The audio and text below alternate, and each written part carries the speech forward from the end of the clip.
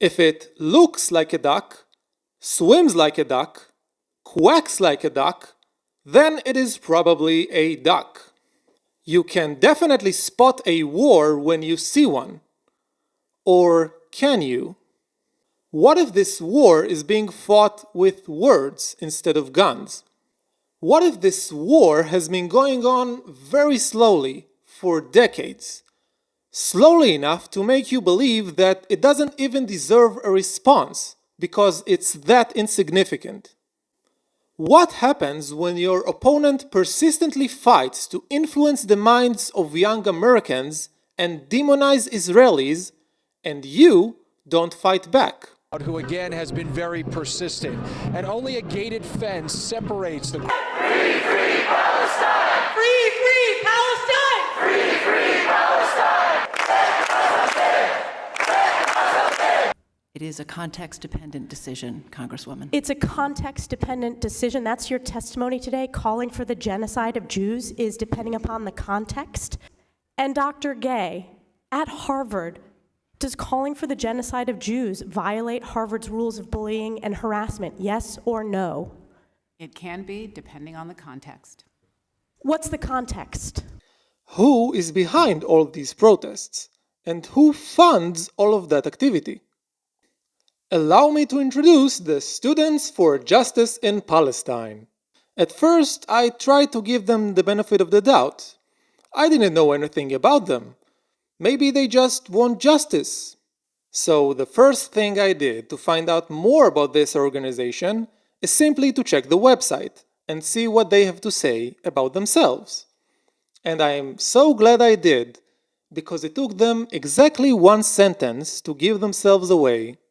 Supporting over 350 Palestine solidarity organizations across occupied Turtle Island, so-called North America, we aim to develop a student movement connected, disciplined, and equipped with the tools necessary to pursue Palestinian liberation on our campuses.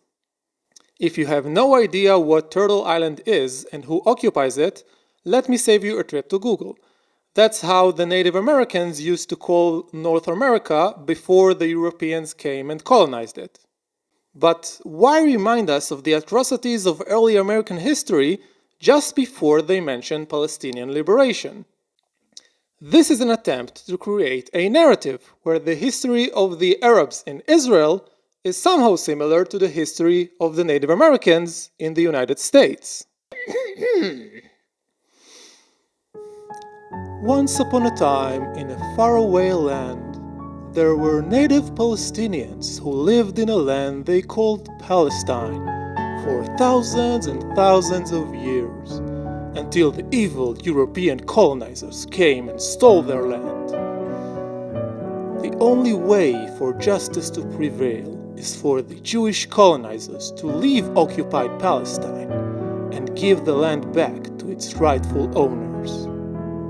Time for a quick history lesson. Modern-day Israel was part of the Ottoman Empire, which ruled the region from the 16th century until 1918. That's when the French and British colonial powers drove the Ottomans out, and the borders of mandatory Palestine were defined. This was an administrative entity that was designed to govern the local population until they could become self-sufficient. It was never a state for a Palestinian nationality, which did not even exist at the time. So, essentially, Palestinian identity is based on lines that the British and the French drew about 100 years ago. Without those lines, they would simply be Arabs like they were before. Until 1948, most of the Arabs simply called themselves Arabs, or Muslims, or Ottomans. The name Palestinians was used for all the residents of the British Mandate of Palestine, Jews, Christians, and Arabs. So there's no such thing as a native Palestinian. The name Palestine comes from Syria Palestina, which was given to the region by the Roman Empire roughly 2,000 years ago, when Jews were the ethnic majority in the region.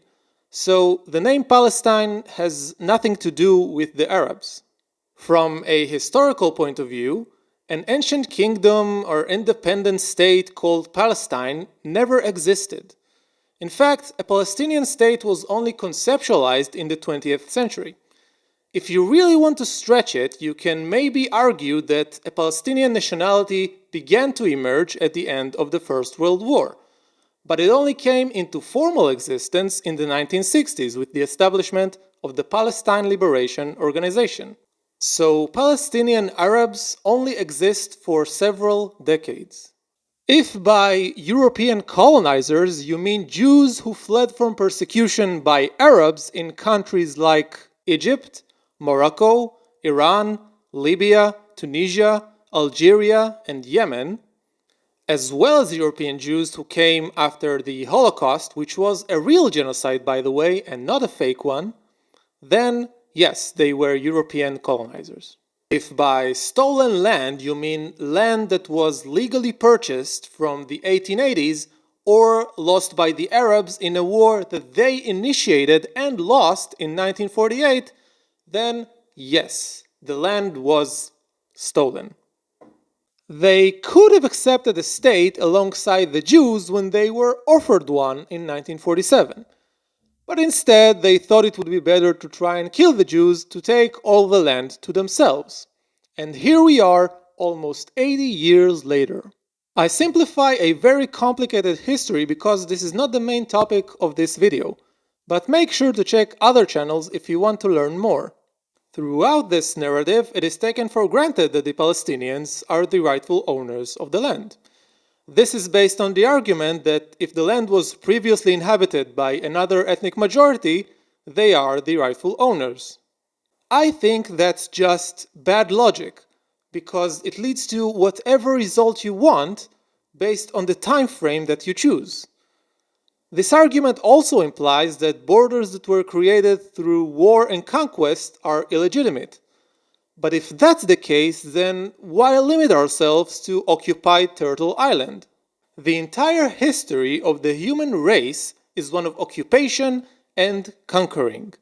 Groups of original people were displaced by another group of people for thousands of years. You can rationalize the displacement of other countries based on this argument. For example, what about the Chinese annexation of Tibet in the 1720 conquest? Why do I not hear you shouting, "Free, free Tibet," in a Chinese university? Please go ahead and do it. I'd love to see what happens. Let's see how the same argument proves that Israel belongs to the Jews. It is historically true that the Arabs were the ethnic majority in what is now Israel for hundreds of years. But what happens if you extend that line of thinking a bit further? If you look at the data, you see that Christians were a majority before the Muslims, and the Jews were a majority before the Christians. So if Palestine ever becomes an independent state, justice for Palestine would mean returning the land to the Jews. Just for the sake of argument, let's say that I agree with the idea that Palestine should be free. What does it even mean to liberate Palestine? Obviously, no Israeli is going to leave their home voluntarily, which leaves us with two options for displacing between 7 and 8 million Jews. Forceful displacement by a massive war or a genocide, or a non-forceful displacement by an agreement with another country which accepts them.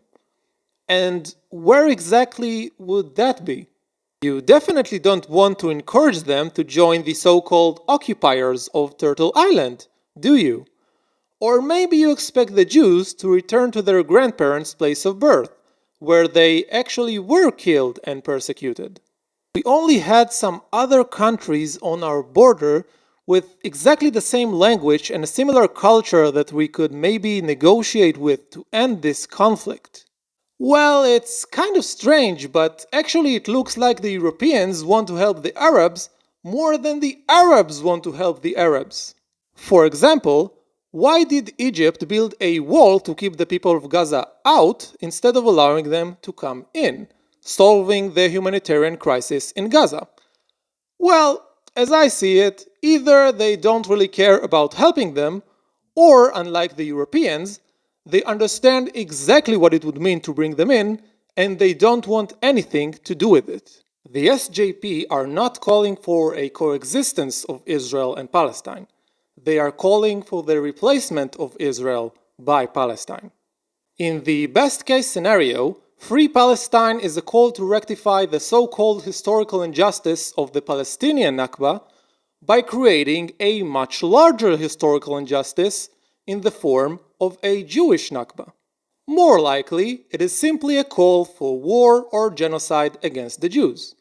And before you tell me that Israel is conducting genocide in Gaza, check out another video I made particularly on this claim. In any case, I'd like to compliment them on their consistency. If Israel is occupied Palestine, then the United States is occupied Turtle Island. In other words, if you think that Israel should be given back to the Palestinians, but the United States should not be given back to the Native Americans, then you are a hypocrite.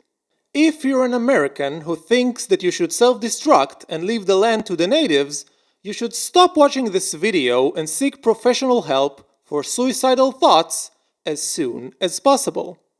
Only those with deeply rooted self-loathing would suggest tearing down their own societies. But why should one of the most influential and successful countries in history feel the need to despise itself? According to the SJP, the answer is that Americans today are responsible for the crimes of their ancestors from centuries ago. If the same logic was applied in Europe, it would mean that young Germans today should be executed for the crimes of their dead grandparents in Nazi extermination camps. Maybe the SJP believe that American society is one of the worst societies on the planet simply because they are ignorant of what other societies have been doing lately. Let's remind them. What about the detainment of more than 1 million Muslim Chinese Uyghurs in concentration camps? What about the genocide of 100,000 Christians in Nigeria? What about the recent genocide of more than 500,000 Syrians by Bashar al-Assad since 2011? What about women's rights in Egypt, where female genital mutilation is still occurring? What about the criminalization of homosexuality in the Arab world? Not interesting. The SJP will only protest if it gives them a chance to delegitimize Jews or Americans. They will never mention the ongoing Turkish invasion and occupation, yes, occupation, of Cyprus since 1974. Or the declaration of independence of the so-called Turkish Republic of Northern Cyprus in 1983. I wonder why the SJP fights American and Jewish occupation, but not Turkish occupation. Maybe they don't care about justice or occupation, they only care about eliminating Jews and Americans, which is genocidal. Or maybe they believe Jews and Americans are always guilty and evil, while other cultures are always innocent and good, which is racist. It's interesting that the SJP also forgot the Australian occupiers, but I'm convinced they will get to them once they finish displacing 300 million United States citizens. I would donate $1,000 to the SJP if they post a video showing how African Americans react when they are told they should return to their homes in Africa so that justice can finally be done in occupied Turtle Island. I wonder if Claudine Gay would accept that offer. I bet she will accuse me of violating Harvard's rules of bullying and harassment. Where did this organization even come from? Maybe I'm just missing something. The Students for Justice in Palestine was founded by Hatem Bazian at the University of California, Berkeley in 1993. Independent SJP branches emerged in other campuses until the American Muslims for Palestine, or the AMP, and the BDS National Committee, the BNC, sponsored the US Social Forum Conference in 2010.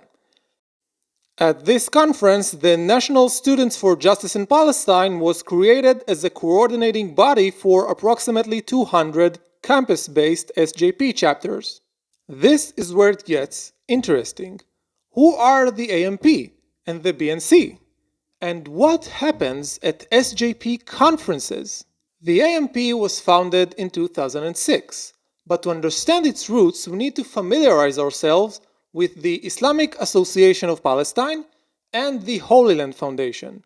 Created in 1989, the Holy Land Foundation, or the HLF, was the largest Islamic charity in the United States at the time. It was estimated that between 1995 and 2001, the HLF sent $12.4 million to support families of imprisoned Hamas terrorists and suicide bombers. The Islamic Association of Palestine, or the IAP, was established in 1981 and served as the main propaganda arm for Hamas in the United States. In the course of the HLF terrorism financing trial, it was found that the IAP was actually a part of a major Hamas funding network. The IAP and the HLF were dissolved in 2001 and 2004. Most of the leaders and top donors to these organizations were deported or jailed for connections to terrorism. Those who were not convicted changed their lives completely. They started a new organization, one that is widely popular with the Muslim community and advocates for peaceful coexistence with the Jews. And if you believe that last sentence, you have a lot to learn about Muslim terrorists. So what really happened? Many of the IAP and HLF members who remained in the United States and were not convicted in the 2008 trial have simply migrated to the AMP, which sponsors the SJP. If you look at their website, you will find a list of the AMP's national board members. Let's get to know some of them. Hatem Bazian, the founder of the AMP, is already familiar to you as the founder of the SJP. In 2004, Bazian publicly spoke at a San Francisco rally and called for a violent uprising in America at the time of the Second Intifada in Israel. How come we don't have an intifada in this country? They're going to say that it's a Palestinian being too radical. Well, they haven't seen radicalism yet. Osama Abu Shaid worked as an outreach coordinator at the IAP. In that role, he would reach out to organizational chapters, coordinate events, and assist them with fundraising. I bet that by now you understand where all that money he raised went to. Salah Sarsour was involved in raising funds for Hamas through the Holy Land Foundation. In one case, he used his furniture store in Milwaukee to pass money to Adel Awadallah, the leader of the armed wing of Hamas. The second organization which sponsors the SJP is the BNC, which is the coordinating body of the well-known BDS movement. Once again, if you visit their website, you will find that the BNC is actually a coalition of 33 Palestinian organizations. We don't have time to go through all of them, but let's check out the first one just to understand what kind of organizations we are dealing with. The Council of National and Islamic Forces in Palestine, also known as the Palestinian National and Islamic Forces, or PNIF, is in itself a coalition of Palestinian factions that includes several prominent terrorist organizations. For example, the Fatah, the Popular Front for the Liberation of Palestine, or the PFLP, Hamas, and the Palestinian Islamic Jihad. Let's see some examples. The PNIF was led by Marwan Barghouti, who was also the leader of the Tanzim, the militant faction of Fatah. Fatah is responsible for many terrorist attacks in Israel, and Barghouti himself is convicted of 5 counts of murder and is currently in prison. The PFLP started aircraft hijackings in the 60s and 70s.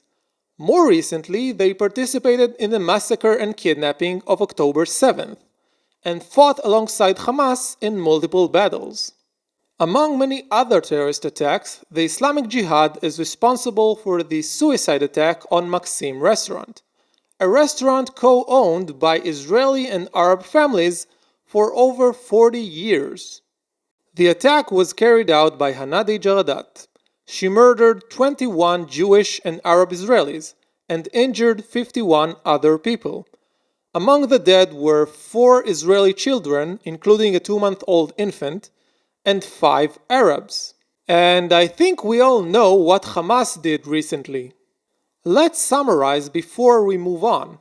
The AMP has roots in 2 terror financing organizations. Terrorist organizations are members of the BNC. The AMP and the BNC sponsor the National Students for Justice in Palestine. Now that we understand how the SJP is related to terrorism, we can finally look into what they actually do in their conferences. Yeah, I think you know where this is going by now. So, what did you miss in the 2012 conference? You could have joined the Political Development Workshop Jim Crow from Detroit to Palestine, where you explore the similarities between the conditions of imprisonment of Palestinians and Black Americans. In this workshop, you are welcome to get radicalized by Kader Adnan, who was a spokesman for the Palestinian Islamic Jihad. This is so exciting to finally be able to talk to a real jihadist. Personally, I think these students need a workshop on the differences between Palestinians and Black Americans. For example, Black Americans don't usually go into crowded restaurants and blow themselves up. They also don't demand the destruction and decolonization of the United States. Oh, but you missed something so good in the 2015 conference. The SJP invited Rasmea Odeh to be the keynote speaker. This woman was a member of the Popular Front for the Liberation of Palestine.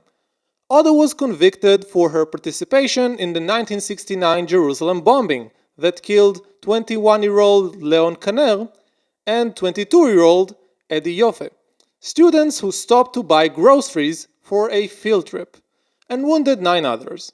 The SJP does not limit itself to supporting divestment and terrorism against Israel. In one tweet, they declared, "Divestment is not an incrementalist goal. True divestment necessitates nothing short of the total collapse of the university structure and American empire itself. It is not possible for imperial spoils to remain so heavily concentrated in the metropole and its high cultural repositories without the continuous suppression of all populations that resist the empire's expansion. To divest from this is to undermine and eradicate America as we know it." Of course, it was deleted when they realized they accidentally exposed their secret recipe: how to justify genocide by mixing extreme Marxism and anti-Western ideologies in under 5 sentences. The SJP fights racism and oppression by redefining them. By their definition, only Americans and Jews are racist oppressors. This is essentially the same as saying that Americans and Jews are uniquely evil compared to others, which is actually a great example of what racism and oppression really are. If the SJP was about Palestine, they would not introduce themselves by casting doubt on the legitimacy of the United States. If the SJP was about justice, they would be able to construct a compelling argument based on actual history and not a fictional narrative. This is an anti-Western organization funded by terrorists to support terrorists. To all those who joined them, congratulations! If you participate in pro-Palestinian campus protests, Muslim terrorists are using you as pawns, with or without your consent. Given the hidden influence of Muslim terrorists on campuses and the weak response from the United States over the last decades, we shouldn't be surprised to hear anti-Israeli and anti-American rhetoric. We should be surprised that hostile forces are allowed to destabilize America by exploiting its own systems and values. I hope they intend to do something about it before a president who went to an Ivy League school declares the evacuation of occupied Turtle Island.